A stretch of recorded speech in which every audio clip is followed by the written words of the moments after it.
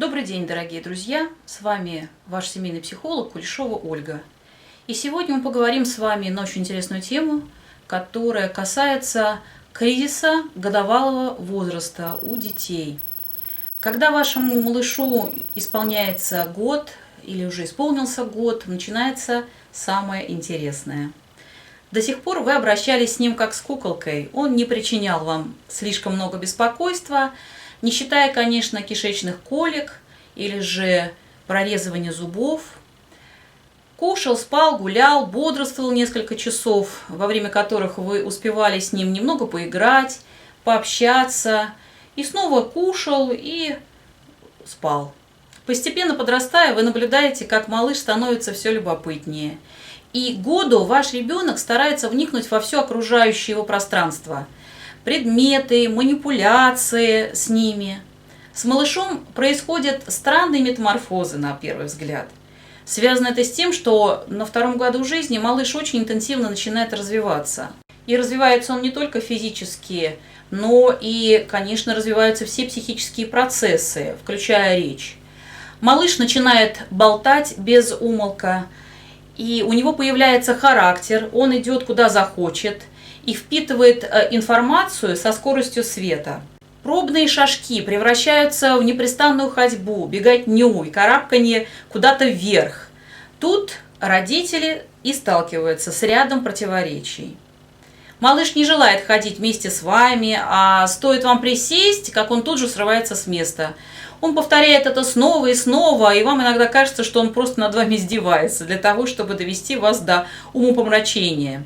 И это происходит потому, что малышу лишь нужно знать, что вы рядом и всегда подстрахуете его, а также знать, куда вернуться. В годовалом возрасте без родителей ребенок теряет уверенность в себе и в окружающем мире. Поэтому часто, уже умея ходить, он просится взять его на ручки.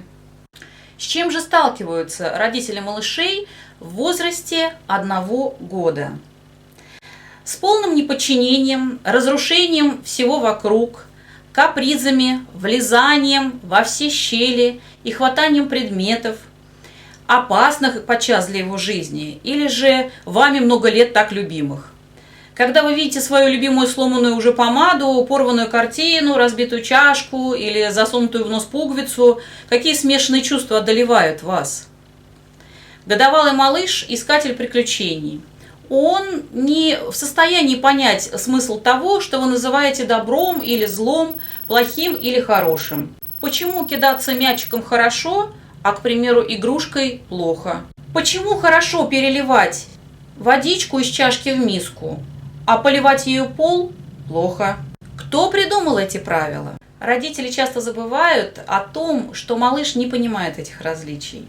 Ему не хватает понимания, и он не может еще отвечать за свои поступки. И для того, чтобы приобрести такой опыт, что можно, а что нельзя, родителям необходимо устанавливать правила. Причем правила эти выполняются всеми членами семьи, входящими в жизнь малыша, не исключая дедушек, бабушек, иначе у малыша не сформируется правильный стереотип поведения. Так, например, если один родитель разрешает разбрасывать крошки по полу, а другой это запрещает делать, один поощряет дергание за волосы, а другой нет, то в результате ребенок ничему не научится. Но и у него усилится напряжение, он станет более плаксивым, капризным и не понимающим, что же ему все-таки делать, а что нет. Также в присутствии ребенка никогда не стоит спорить о правильности поведения. Поговорите об этом позже, без него.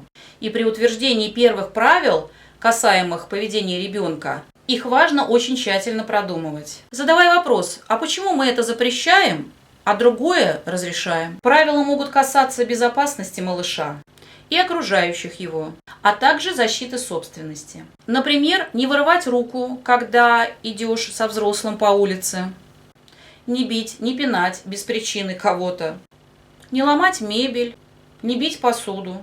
Не факт, что правила ваши будут беспрекословно выполняться, но к этому нужно стремиться.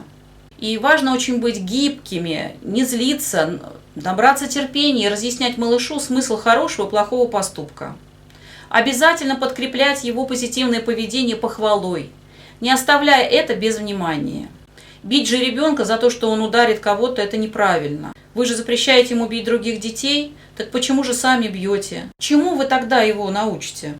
Малыш что-то разбил или же играет с чем-то опасным? Вопрос, а кто оставил это в доступном для него месте? В 1 год малыш начинает себя идентифицировать, осознавать себя персоной.